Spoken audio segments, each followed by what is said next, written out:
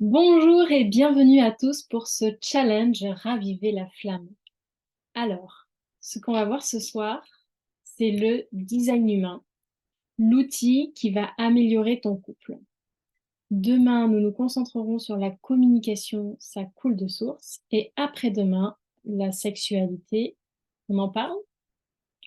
Donc, 3 jours pour raviver la flamme. Qui est prêt? Allez, c'est parti. Je me présente un petit peu avant de commencer. Je m'appelle donc Marion Avanzini et je suis médiatrice. Le métier de médiatrice, c'est donc résoudre des conflits, permettre à des personnes qui n'ont plus de dialogue de dialoguer de nouveau. Et en fait, ça me fait mal au cœur d'intervenir quand les personnes sont séparées et que même parfois il y a encore de l'amour. Mais en fait, ils sont allés tellement loin euh, dans leur malaise entre eux que les personnes se séparent. Et, euh, et donc, voilà, cette envie de créer ce challenge pour arriver avant qu'il ne soit trop tard et permettre de restaurer le dialogue quand le couple est encore assez solide pour continuer ensemble. Hum, voilà, donc on va commencer ce soir par le design humain, l'outil qui va améliorer ton couple. J'ai découvert cet outil il y a 2 ans de ça et ça a été un vrai coup de foudre quand je l'ai découvert. Je vais t'en donner quelques pépites et puis tu verras ce qui résonne en toi, ce qui te parle. Tu, pour commencer, je te conseille de faire ta charte. Tu peux la voir, je vais te mettre un lien en dessous, tu pourras la télécharger gratuitement. Comme ça, tu verras quel est ton profil. Tu le fais à partir de ta date de naissance, l'heure exacte et le lieu. Donc, tu peux faire pour toi, pour ton ou ta partenaire. Et comme ça, tu verras quel est ton type énergétique et celui de ton partenaire. En quelques mots, le design humain, le human design, ça existe depuis déjà plus de 30 ans, donc 1987. Et en fait, cette, je vais dire, science différenciée, ça peut s'appeler comme ça, cet outil merveilleux de connaissance de soi. Dedans, il y a de l'astrologie, les chakras, il y a plein de choses, mais comme le disait son fondateur, le plus important, c'est de ne croyez rien de ce que je vous dis, faites-en vous-même l'essai. Donc, on va passer directement à la pratique. Maintenant que tu as ton schéma corporel et celui de ton amoureux, amoureuse, euh, quel est ton type? C'est soit générateur, générateur manifesteur, projecteur, manifesteur ou réflecteur. Et on va les voir l'un et l'autre comme ceci. Là, c'est un exemple.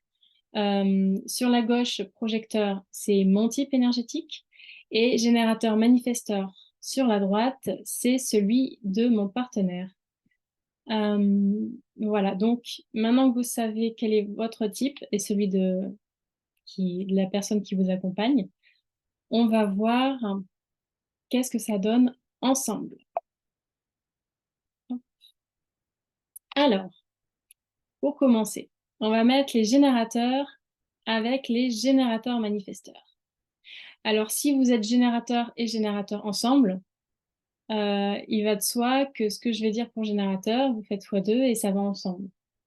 Ça ne veut pas dire du fait que vous ayez le même type énergétique que tout est facile, parce que le human design est très complexe et vous allez voir que ça va au-delà du type énergétique. Il y a beaucoup plus de subtilité, ça va en profondeur, chaque personne est unique. Donc le type, on va dire que c'est la base énergétique qui déjà permet de savoir plein de choses, mais ça va beaucoup plus en profondeur. Donc aujourd'hui, on va déjà voir pour chaque type. Donc un générateur avec un générateur manifesteur, qu'est-ce que ça donne? Ils ont beaucoup de points communs. On voit que déjà le début du nom, c'est générateur pour les deux. Ils ont tous les deux une énergie constante. Ils peuvent travailler de longues heures toute la journée et d'ailleurs ont même besoin d'épuiser toute leur énergie avant de se coucher. Ils doivent vraiment être la batterie à plat pour bien se recharger. Tous les deux, ils aspirent à avoir des activités satisfaisantes. Ils cherchent la satisfaction, sinon ils vont se sentir frustrés. Et ils peuvent avoir peur de ne pas être sollicités. Euh, donc, c'est ce qu'ils recherchent, être sollicités, parce que pour eux, la meilleure manière d'agir dans la vie, c'est de répondre. C'est-à-dire, l'important, c'est d'attendre que quelqu'un pose des questions et à ce moment-là, ils vont sentir à l'intérieur d'eux, ça va être une réponse viscérale, ils vont sentir si c'est oui ou non. Et donc, pour répondre, ça peut être par exemple, ils peuvent voir, c'est plutôt des questions fermées. Dans le couple, est-ce que tu veux manger, je sais pas, pizza ou hamburger? Voilà. On va donner des choix pour pas qu'il y ait trop de solutions. Et c'est là que la personne va sentir à l'intérieur d'elle ce qui est juste pour elle.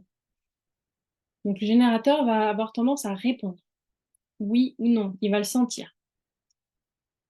Le générateur manifesteur, il va répondre, et au moment, par exemple, de cuisiner ou de passer la commande, par exemple, s'ils ont choisi la pizza, il va peut-être dire, ah non, finalement, je préférais un hamburger.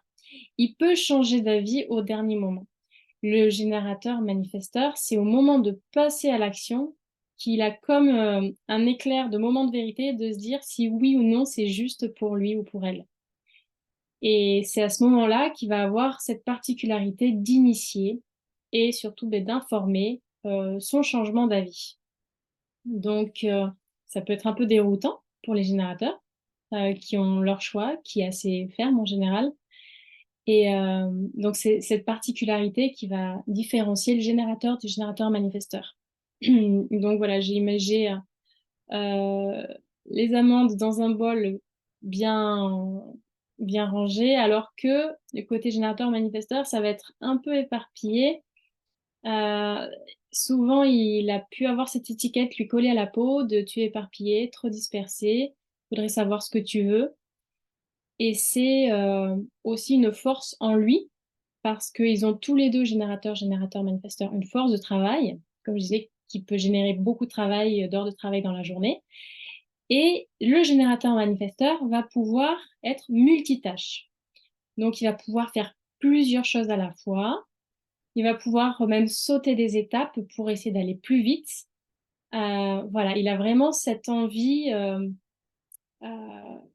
de générateur. Et après ça, derrière, arrive cette force manifesteur qui fait que une fois qu'il a répondu, il peut initier des choses. Euh, et aussi, euh, en différenciant, c'est que le générateur a envie d'aller de A à Z. D'une manière générale, il aime bien suivre des étapes et aller au bout des choses, ce qui peut être contrariant entre les deux partenaires parce qu'il y en a un qui va peut-être plus vouloir suivre une recette du début à la fin, par exemple, ou s'il faut monter un meuble, bien regarder la notice et aller du début à la fin, d'étape par étape, alors que le générateur manifesteur pourrait avoir tendance à commencer à monter le meuble sans même regarder la notice ou en essayant de sauter des étapes. Voilà, donc, et aussi, le générateur manifesteur ne va pas toujours au bout des choses, donc il peut commencer à monter son meuble, puis finalement faire une autre activité, puis revenir finir de monter son meuble plus tard. Voilà, il peut avoir tendance à avoir cette envie d'essayer et de faire d'autres choses et de pas s'atteler à une tâche du début à la fin, comme pourrait avoir envie un générateur. Donc voilà, c'est quelque chose qui peut éclairer des sources de différence. et permettent de mieux accepter finalement l'autre tel qu'il est. Maintenant, on va voir le générateur avec le manifesteur. Donc, le générateur a toujours cette énergie constante. Par contre, le manifesteur, lui, a une énergie inconstante, c'est-à-dire qu'il peut avoir des forts pics d'énergie, être très efficace pendant des heures, et puis finalement avoir besoin de beaucoup de repos en suivant. Donc, c'est à comprendre que le manifesteur ne pourra pas forcément suivre le même rythme.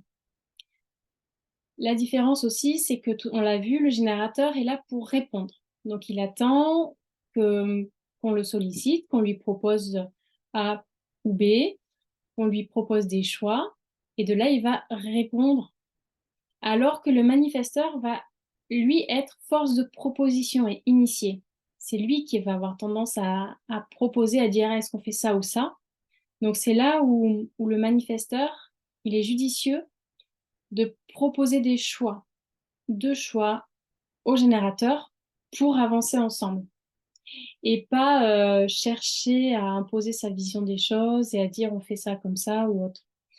Mais voilà, donc c'est bien à prendre en compte de se dire je propose et de comprendre pourquoi finalement le générateur est moins force de proposition que toi. Parce que toi, générateur, tu as peut-être cette impression que c'est toujours toi qui dois initier, prendre voilà, l'initiative, etc. Eh bien, en même temps, c'est ta force. C'est vraiment une force en toi. Et aussi de penser à informer. Parce que tu pourrais avoir envie de te dire, bon, allez, je vais aller faire plaisir à ma compagne ou mon compagnon et je vais aller acheter des chocolatines, des croissants à la boulangerie le dimanche matin. Sauf que si tu fais ça sans mettre un petit mot à ton ou ta partenaire pour dire où tu es, elle pourrait très mal le prendre. Et finalement, plutôt que de te remercier d'avoir eu cette belle action, de vouloir lui faire plaisir, eh ben, cette situation pourrait se retourner contre toi parce qu'en fait, elle se serait inquiétée de se dire, mais où est-ce qu'il est passé, qu'est-ce qu'il fait, etc. Donc, très important d'informer avant de faire quelque chose. Euh, Aussi, donc, le générateur a une force de travail. À lui, donc, de prendre en considération que le manifesteur ne peut pas suivre autant. Donc, il pourrait se sentir frustré de dire, ben, moi, je fais plus, je sais pas, de ménage ou plus de choses dans la maison pour nous deux.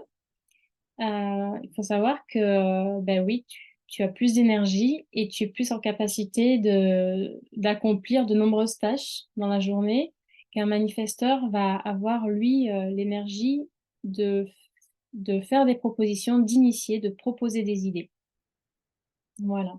Une puissante, une, une grosse puissance créatrice.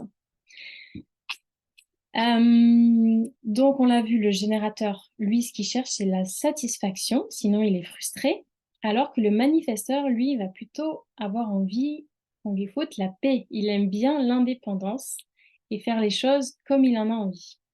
Sinon, il pourrait se mettre en colère. Euh, donc, le manifesteur, euh, il pourrait ressentir aussi de la résistance quand il fait voilà, des actions sans dire ce qu'il va faire, justement. Ça pourrait mal passer, comme je disais tout à l'heure avec l'expérience de la boulangerie. Euh, le générateur, lui, pourrait avoir peur de ne pas être sollicité. Donc, il pourrait avoir tendance à dire parfois oui trop vite pour se dire j'ai des actions à mettre en place. Sauf que attention parce que le générateur, en général, quand il prend une voix qui dit oui, il peut avoir du mal à faire machine arrière et se dire finalement c'est pas ça qui me plaît et ça me remplit pas de joie et de satisfaction. Donc le générateur, avant de dire oui ou non, bien se ressentir à l'intérieur du corps ce que ça fait avant de s'engager quelque part. Donc pour pouvoir mettre, un peu en sourdine cette peur de ne pas être sollicité parce que quoi qu'il arrive, tu as une aura qui est contagieuse et qui donne envie qu'on vienne vers toi, alors quoi qu'il arrive, il y aura toujours des propositions. Un générateur qui est avec un projecteur. Donc le générateur, j'en ai déjà pas mal parlé. Le projecteur, lui, il a une énergie inconstante aussi. Donc à comprendre, cher générateur, que, les projecteurs ont besoin de plus de sieste, de repos dans la journée. Sont voilà, c'est plutôt des sprinteurs qui vont faire, aussi rapidement certaines choses et donc ils dépensent beaucoup d'énergie sur un court temps et après ils ont besoin de beaucoup récupérer. Eux, ils attendent l'invitation. Donc, ce que tu peux faire en tant que générateur, c'est, faire des propositions. Les projecteurs adorent ça, qu'on les implique, même, je sais pas, si tu regardes la télé, de lui dire, «Tiens, ça me ferait plaisir que tu viennes t'asseoir avec moi». Ça, c'est une invitation et la personne, le projecteur se sent reconnu et ça lui fait beaucoup de bien. Donc même si c'est des activités toutes simples, lui proposer de faire des choses, ça ouvre quelque chose et ça fait énormément de bien au projecteur.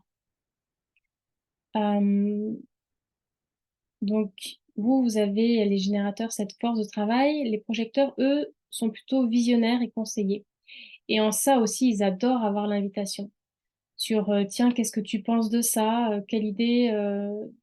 Comment t'aurais fait ça, toi, plutôt? Voilà, avoir des conseils. Les générateurs peuvent tout à fait faire confiance aux projecteurs qui sont là pour les guider. Et ce qu'ils veulent, les projecteurs, c'est de la reconnaissance. C'est qu'une fois qu'ils ont donné leurs idées, leurs conseils, ils ont envie ben, qu'on les remercie, qu'on gratifie et tout. Et sinon, ils risquent de ressentir de l'amertume. Ils ont peur, les projecteurs, de ne pas être compris, voire même rejetés. Donc, d'où cette importance d'amener des invitations, aussi banales que puissent paraître les activités. Maintenant, on va voir les générateurs avec les réflecteurs. Les réflecteurs aussi ont une énergie inconstante, qui ont besoin de moments de retrait pour se décharger des énergies des autres et se recentrer sur leur propre énergie et aussi des temps de repos. Alors le réflecteur, à savoir qu'il a besoin d'attendre à peu près un cycle lunaire avant de prendre des grosses décisions. Par exemple, si tu veux demander un réflecteur en mariage, eh bien, pour être sûr de peser j'allais dire le pour et le contre, mais c'est pas tellement ça, c'est vraiment de ressentir à l'intérieur de lui ce qui est juste. Il a vraiment besoin d'un cycle lunaire pour sentir les énergies bouger en lui et sentir la bonne décision. Donc, ça peut être frustrant pour le générateur d'attendre aussi longtemps. Et pourtant, c'est la meilleure solution pour bah, être sûr d'avoir quelque chose de durable et qui satisfasse les deux personnes. Euh, les réflecteurs ont un fort pouvoir d'empathie. Ils absorbent énormément l'énergie environnante. D'ailleurs, c'est un challenge pour eux de ne pas absorber cette énergie, mais juste de la refléter. Faire un effet miroir aux personnes qui sont autour d'elles. Les réflecteurs, c'est la surprise. Alors là, vous pouvez y aller pour leur faire plaisir, les surprendre, ben sinon ils risquent d'être déçus. Ils adorent la joie et l'insouciance, les réflecteurs. Et ils peuvent avoir peur de ne pas trouver leur place. Donc vraiment leur laisser cet espace où ils peuvent se retirer et reprendre leur contact avec leur propre énergie parce que ils ont énormément d'empathie et peuvent parfois avoir du mal à se ressentir et se recentrer sur eux. Alors, maintenant, nous allons voir les générateurs manifesteurs avec les manifesteurs. Donc, on a vu tout à l'heure que les générateurs manifesteurs avaient cette grande part générateur. Et après avoir vécu donc cette réponse instinctive, viscérale, de là peut s'activer leur part manifesteur, où ils peuvent finalement changer d'avis et initier de nouvelles choses. Les manifesteurs, eux, ont cette capacité d'initier de manière constante. Là, sur cet engrenage rouge, c'est lui qui met en route la machine en quelque sorte, qui propose les idées, qui prend les initiatives, et le générateur manifesteur va être là pour valider ce qui lui plaît ou pas. Et donc, il va valider ce qui lui plaît, c'est bien parti. Si en revanche, il n'en a pas envie, donc lui, il va mettre le doigt sur l'engrenage qui fait partir la machine, en quelque sorte. C'est lui qui lance l'initiative. Le générateur manifesteur va dire oui, il va le sentir, il va dire oui, donc c'est bon. Parfois, il peut dire oui et finalement, ah non, ça ne me plaît pas. Donc, il va contre-proposer autre chose. Par exemple, je sais pas, ils ont prévu d'aller au cinéma le soir. Le générateur manifesteur dit oui. Et finalement, arrivé devant la porte du cinéma, eh ben non, il sent plus. Et bien là, il en informe le manifesteur et ils peuvent décider de faire autre chose, d'aller sortir boire un verre, finalement, faire autre chose. Donc, ils ont tous les deux ce petit côté manifesteur à vouloir faire des choses sans forcément informer l'autre. Donc, il est vraiment très important, il est essentiel de toujours informer, pas dans le sens je demande la permission, mais dans le sens au moins je calme les potentielles colères qui pourraient émerger si je n'ai pas dit à l'autre où j'allais ou ce que je ferais. Le générateur manifesteur avec le projecteur. Toujours penser à ce côté, d'un côté, il y a de l'énergie constante, de l'autre, c'est inconstant, donc il a besoin de plus de repos. Euh, il y a ce côté, donc, je réponds. Alors, ça peut être, pas forcément je réponds à ce que mon partenaire ou ma partenaire me propose. Ça peut être, je regarde euh, des vidéos de cuisine et je prends, c'est comme si je répondais à ce que je voyais. Je vois une vidéo, je sais pas, de crêpes, je dis oui ou non, j'ai envie ou pas de crêpes, par exemple.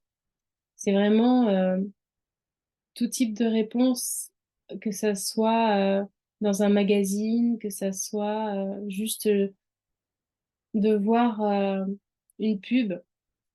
Ça permet en fait de donner cette information et là, on dit si oui ou non on a envie d'aller vers là. Alors que le projecteur, c'est plus subtil. Lui, il faut vraiment qu'il sente, avant de s'engager dans quelque chose, que la personne a envie de, de faire ce bout de chemin avec elle.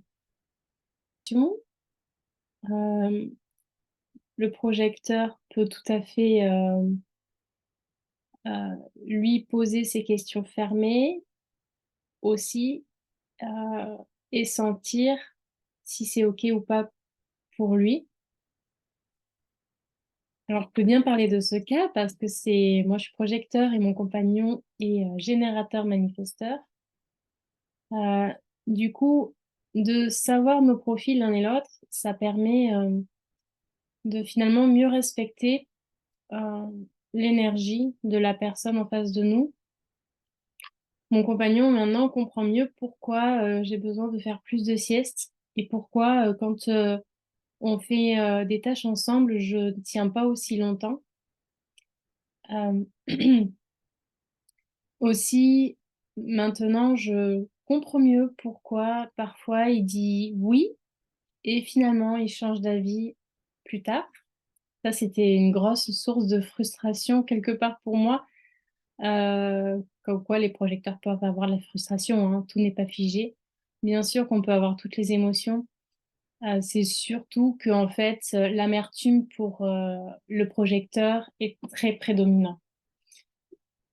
Euh, donc, cette histoire de il dit oui, puis finalement il dit non, c'est vrai que ça peut être énervant, mais ça permet de mieux comprendre. Maintenant, je comprends mieux pourquoi il a ces changements d'avis. Et, et voilà, je le prends moins pour moi aussi. J'arrive à mieux prendre du recul, voilà, sur la situation. Euh, Aussi, je ressens ce besoin de reconnaissance, euh, donc je le manifeste. Je, je vais chercher cette reconnaissance, même si c'est pas spontané, ça a toujours de la saveur de se sentir reconnu. Et, euh, et voilà, je comprends aussi les générateurs manifesteurs comme les générateurs qui ont ce besoin de satisfaction, vont de faire des activités impérativement dans la journée qui va les satisfaire. Ça recharge leur énergie et c'est profitable pour tout le monde parce que les projecteurs ou autres types non énergétiques comme les manifesteurs et les réflecteurs, quelque part, euh, se, se remplissent de cette énergie en leur compagnie. Euh, cette sensation d'être rejetée, cette peur d'être incomprise, permet de dire les choses comme on les ressent, plutôt que de rester dans sa tête et ses croyances, et, euh, et de désamorcer des situations. Et, et voilà aussi ce fait de comprendre que un générateur manifesteur n'ira pas forcément au bout des choses et c'est OK. Le générateur manifesteur avec le réflecteur, pareil, donc comprendre son fonctionnement, son temps de décision est long. Euh, Bien sûr, on parle bien de ce qui est important, hein, comme un déménagement, un changement de poste ou autre. Et on parle pas, bien sûr, du repas du soir ou de est-ce qu'on va au resto ou au ciné. Mhm. Alors, un manifesteur qui va être avec un projecteur. Donc, ce sont deux énergies inconstantes qui vont comprendre que on n'est pas tous faits pour suivre un rythme effréné avec 7 heures de travail par jour, presque tous les jours. Voilà. Il va y avoir vraiment cette même compréhension de l'énergie qui fluctue. Le manifesteur, lui, a des forts pics de créativité où il peut être très productif sur quelques jours, par exemple, d'affilée et un peu moins en suivant. Le projecteur, lui, ça peut être, par exemple, pendant 2-3 heures dans la journée, il va être très efficace et moins le reste du temps. Et voilà, ça fluctue vraiment pour ces deux types de manière aléatoire. Mais en tout cas, c'est pas constant. D'un côté, il va vouloir initier des choses, informer, il va falloir qu'il pense à informer. Euh, alors, un manifesteur, il va avoir envie d'initier. Et ce qui est important, c'est qu'il pense à inviter son ou sa partenaire. Parce que vraiment, le projecteur va attendre cette invitation. C'est ça qui va faire qu'elle se sentira bien dans l'énergie. C'est vrai que le manifesteur peut avoir tendance à se dire, bon allez, on fait ça, on fait ça, on fait ça, sans sentir, comment dire, sans vraiment impliquer la personne. Euh, Comme si ça coulait de source, on fait ça, allez, on y va, hop. Mais il y a vraiment cette envie de dire à l'autre, je veux que tu sois avec moi, que l'autre sente cet élan de j'ai envie que tu sois là, quoi. Euh, le manifesteur, donc une puissante créatrice, voilà, on en revient, qui veut qu'on lui foute la paix, alors que d'un autre côté, elle a besoin de reconnaissance. Donc ça peut être comment dire, euh, presque des sources de tension, c'est-à-dire que la personne qui est projecteur va avoir envie que le manifesteur manifeste son intérêt pour elle, qui lui dise que ce qu'elle fait c'est bien, que ses conseils l'ont aidé, par exemple, etc.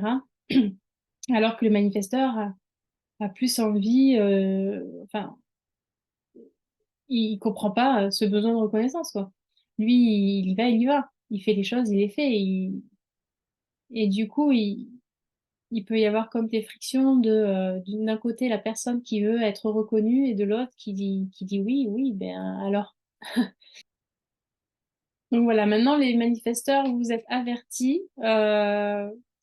Si votre partenaire est projecteur, eh bien, envoyez-lui tout simplement de la reconnaissance et ça va faciliter les choses. Elle se sentira comprise, pas rejetée.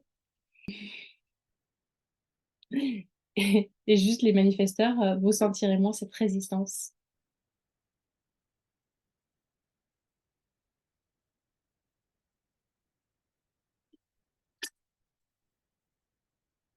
Vous sentirez moins cette résistance en informant et en communiquant.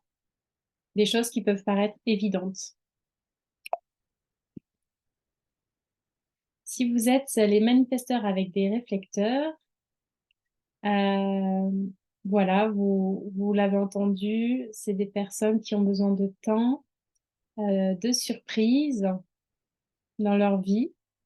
Donc, vous qui êtes fort en idées et en initiative, je suis sûre que vous serez prêt à les emmener loin dans la surprise.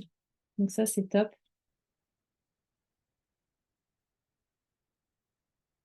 Alors par contre, vous avez sûrement envie que ça aille vite.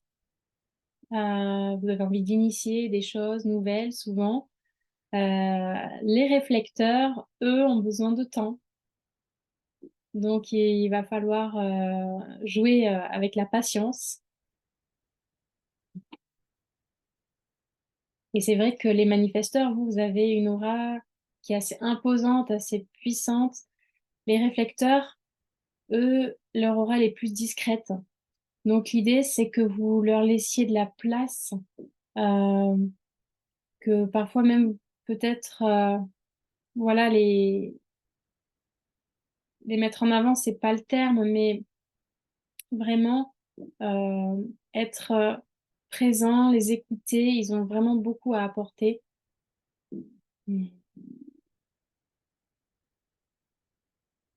Vous, les manifesteurs, vous êtes vraiment dans la création, la puissance, et les réflecteurs vont être en effet miroir pour justement indirectement, inconsciemment vous guider et vous dire si quelque part vos choix sont les bons ou pas. Euh, hmm. Alors les projecteurs et les réflecteurs, vous êtes tous les deux dans l'attente quelque part. D'un côté d'avoir l'invitation, de l'autre de voir les énergies qui bougent dans le cycle lunaire pour savoir quelle décision prendre. L'idée, c'est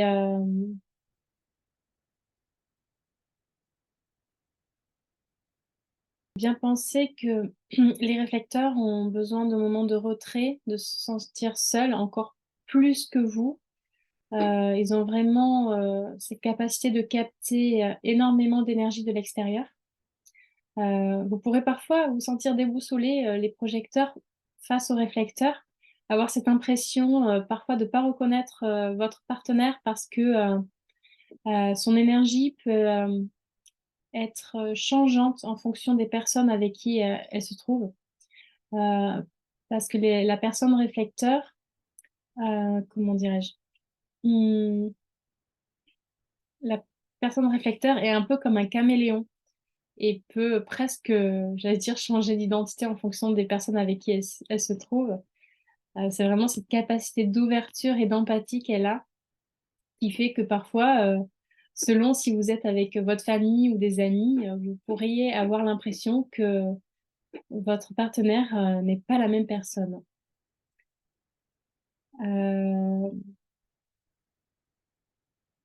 Surtout, vous en tant que projecteur, comment dirais-je, vous sentez les subtilités, Et ça peut être très déroutant pour vous parce que vous captez l'énergie et vous sentez que l'énergie, elle devient différente en fonction des personnes avec qui vous êtes et presque cette impression de ne pas reconnaître votre partenaire selon là où vous êtes. C'est d'où l'importance pour le réflecteur d'être dans un environnement qui est vraiment sain pour lui, pour elle, parce que le réflecteur, en fonction de son environnement, des énergies, du lieu, des personnes qui l'entourent, ça va vraiment l'impacter. Donc voilà. Voilà, toujours ce besoin de surprise d'un côté, besoin de reconnaissance de l'autre. Euh, Alors n'hésitez pas les réflecteurs à envoyer de la reconnaissance au projecteur, qui adore ça.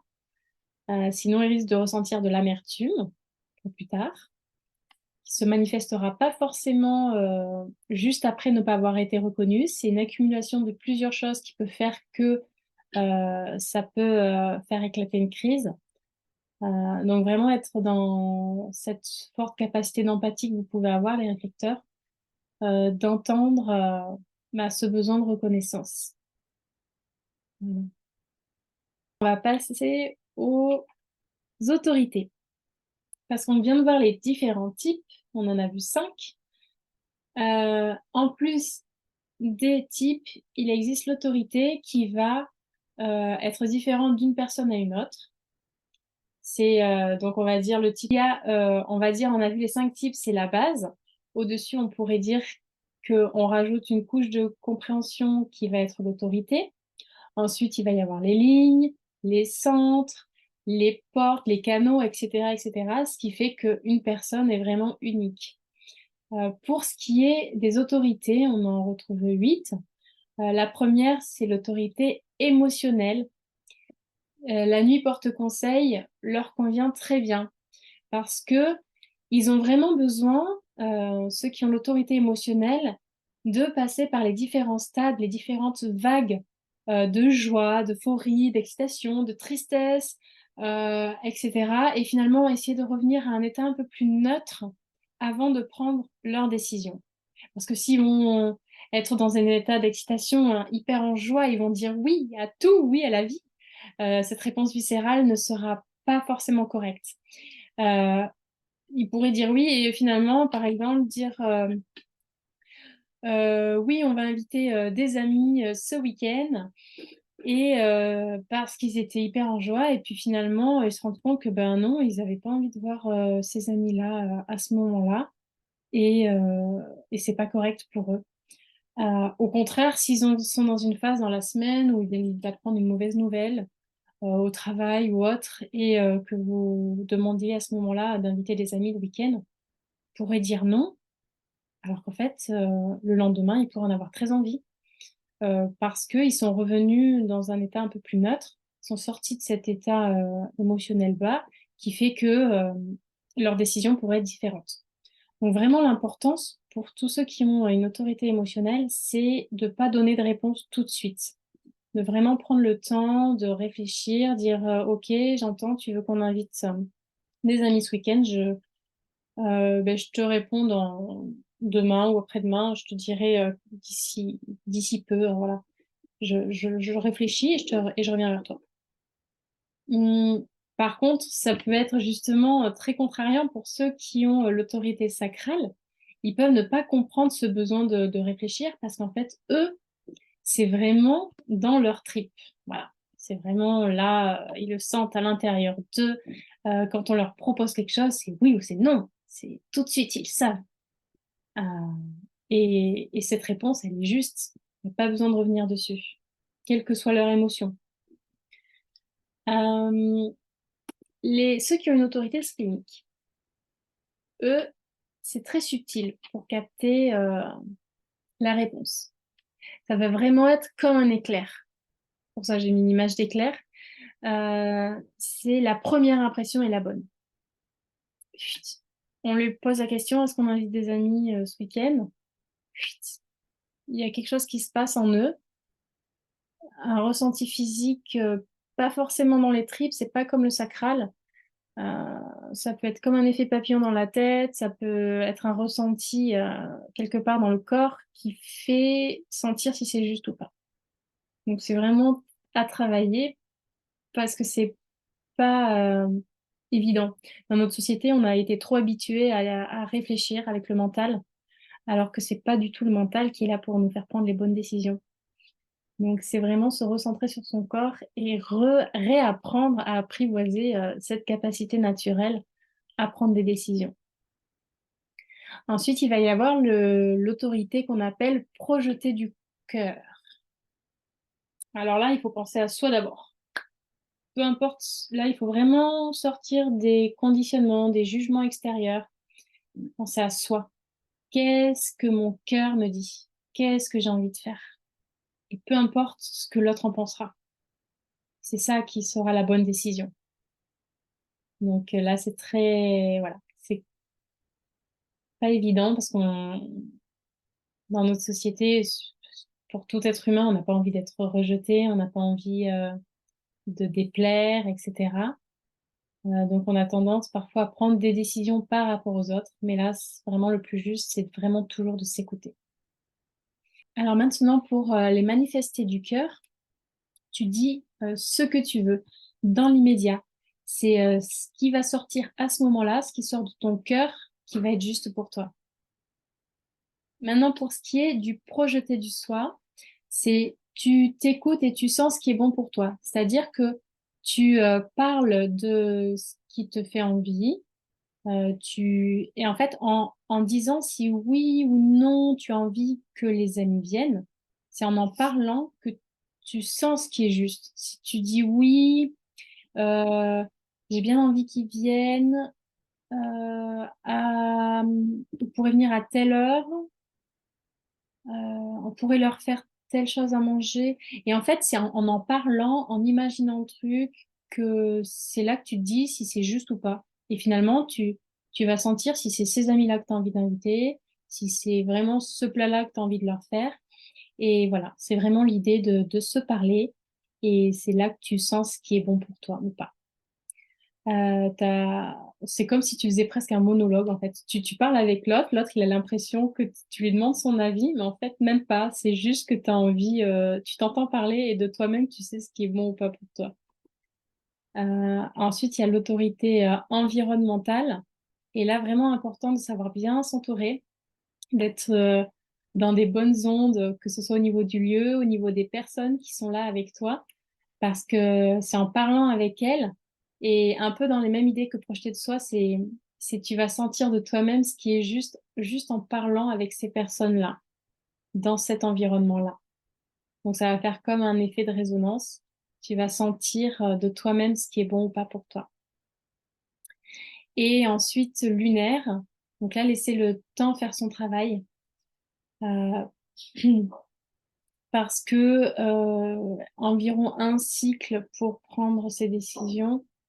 Comme on a vu, il y a certaines décisions. Si on veut inviter des amis ce week-end-là, on va pas attendre un mois avant de dire si oui ou non c'est juste. Donc c'est vraiment prendre, attendre pourquoi pas un petit peu avant de sentir ce qui est bon ou pas.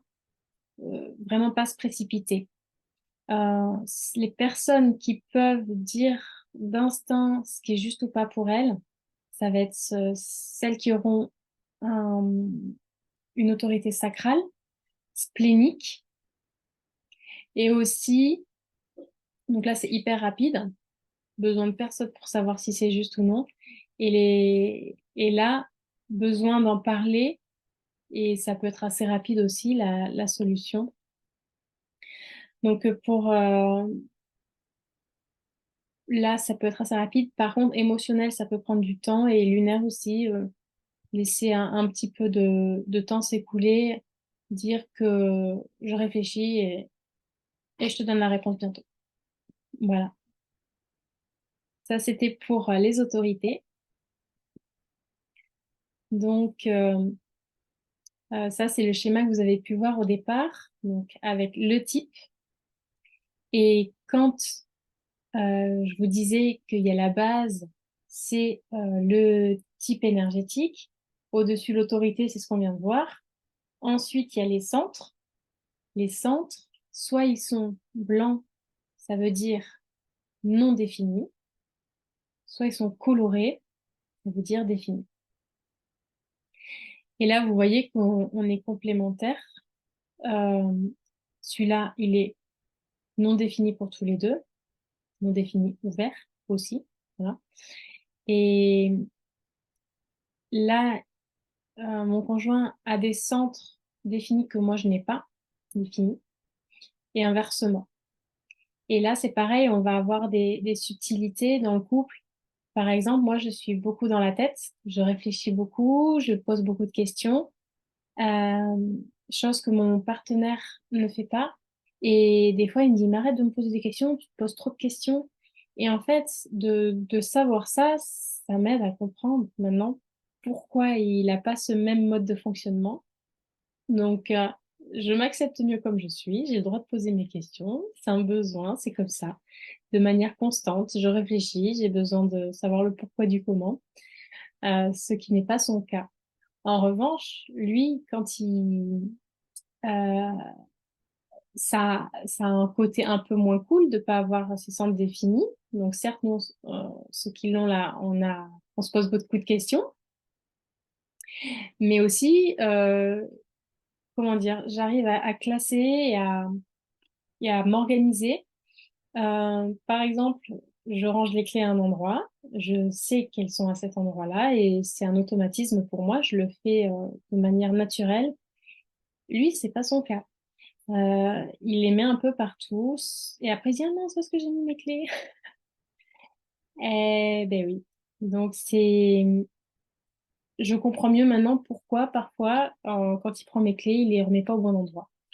C'est pareil, ça me permet de prendre du recul et ça permet de désamorcer de potentiels conflits.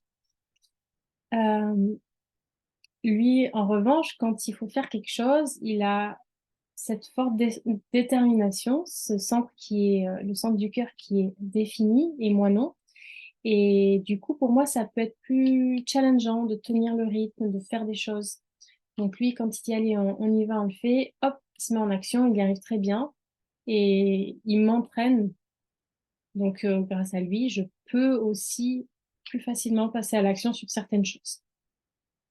Donc voilà, il y a des choses qui sont positives ou négatives, que les centres soient définis ou non. Et c'est bien de pouvoir comprendre les choses. Aussi, ce qu'on peut faire dans une lecture de couple, c'est superposer deux chartes, comme ici, là. Ben, ça, c'est la mienne plus la sienne. Euh, Là, on voit que c'est un centre blanc non défini ouvert pour nous deux. Mais le fait que là, moi, j'ai une porte active 54 et lui, il a cette porte 32 active, ensemble, ça crée un canal, ce qui fait que ça nous définit ce centre en étant ensemble. Euh, et voilà, donc ces canaux qui se créent, qui se superposent, tout ça, ça crée des synergies et ça peut permettre de comprendre encore plus loin.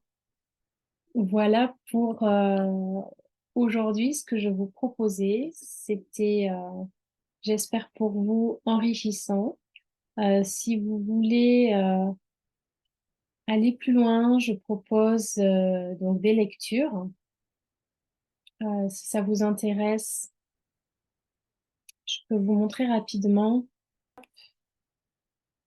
Donc, j'explique brièvement ce qu'est le Human Design. Et ensuite, on va vraiment voir toutes les strates. Ce que je vous disais, le type qui va avec la stratégie, l'autorité, euh, le profil, les lignes, centre, porte, etc., etc. Vous pourrez mieux comprendre votre type, sachant que les projecteurs, il y a trois sous-types. Il y a des projecteurs qui sont classiques, mentaux et des projecteurs qui sont énergétiques. Donc, ça permet de mieux se comprendre. Voilà. Tout à l'heure, je parlais de projeter du soin, l'autorité, indiquer comment faire, comment la respecter pour prendre les meilleures décisions. Ensuite, vous avez votre non-soi. Tout à l'heure, on l'a vu. Le projecteur, c'est de l'amertume. S'il n'atteint pas cette reconnaissance ou ce succès, à quel moment l'amertume arrive et comment atteindre le succès. Les peurs qui sont inhérentes à ce type, les relations, comment mieux interagir. Le profil, donc là c'est comment je vois le monde. Le profil avec les lignes, c'est la façon dont on vit notre monde. Euh, Ce côté, pour moi par exemple, très téméraire, peut permettre de comprendre à des personnes pourquoi je crois en l'impossible, pourquoi je persévère dans des choses. Ça peut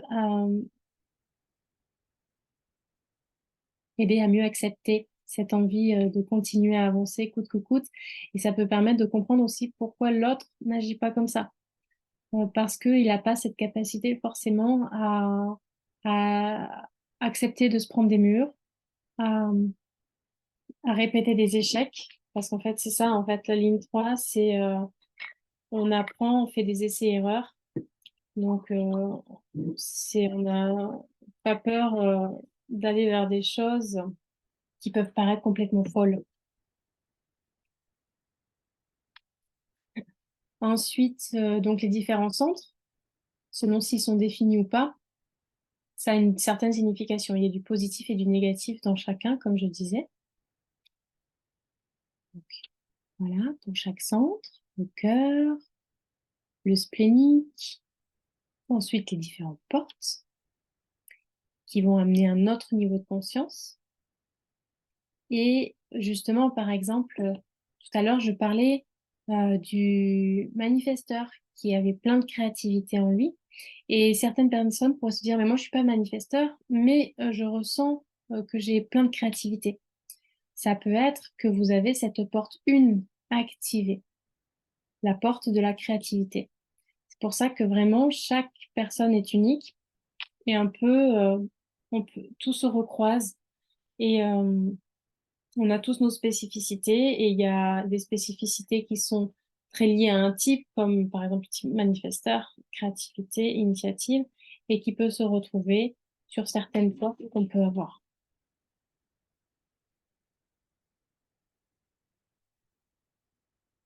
Donc, toutes les portes sont expliquées. Il y en a beaucoup. Il y a la partie consciente en noir, inconsciente en rouge, qui va donner des degrés de précision. On va plus peut-être se reconnaître dans la partie consciente que la partie inconsciente. Ça va peut-être être plus l'extérieur qui va voir ça en nous. Ensuite, il y a les canaux qui vont apporter un autre degré de précision sur nos potentiels.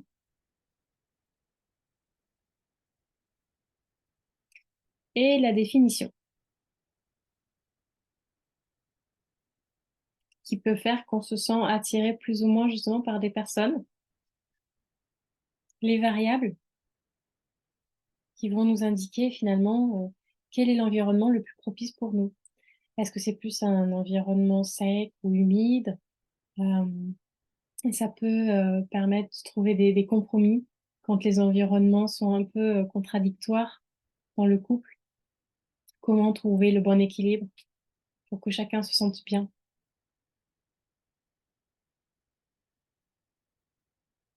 Et la croix d'incarnation qui permet de respecter finalement ce pourquoi l'autre est venu sur Terre et continuer à respecter sa propre mission de vie. Dans le couple, ça peut être vraiment un outil formidable pour prendre conscience de soi, euh, nos potentiels, les potentiels de l'autre, les forces et les faiblesses de chacun, de mieux se respecter, s'accepter comme on est, apporter plus d'amour. Pour l'instant, ce que je vous propose, c'est que vous connaissez votre type énergétique, celui de votre partenaire.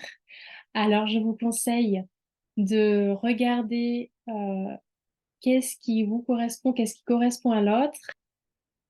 Donc, le challenge, si vous l'acceptez, c'est de regarder ce que veut votre partenaire et lui apporter. À bientôt!